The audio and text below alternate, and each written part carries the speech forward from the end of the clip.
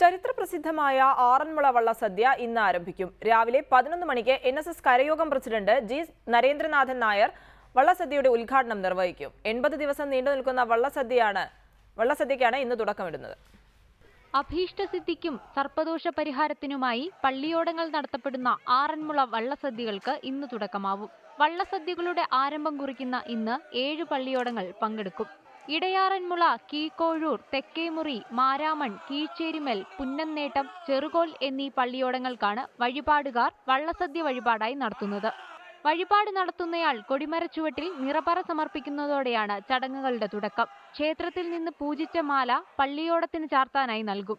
പമ്പാ നദിയിലൂടെ തുഴഞ്ഞെത്തുന്ന പള്ളിയോടക്കരക്കാരെ വഴിപാട് നടത്തുന്ന ഭക്തർ ക്ഷേത്രത്തിന്റെ കൊടിമരച്ചുവട്ടിലേക്ക് സ്വീകരിക്കും. പുകയില നൽകി അഷ്ടമംഗല്യത്തിന്റെ അകമ്പടിയോടെയാണ് ഇവരെ സ്വീകരിക്കുന്നത്. കരക്കാർ വഞ്ചിപ്പാട്ടിലൂടെ ഭഗവാനെ സ്തുതിക്കും. ഇതിനുശേഷമാണ് വള്ളസദ്യ ആരംഭിക്കുന്നത്. റിപ്പോർട്ടർ, പത്തനംതിട്ട.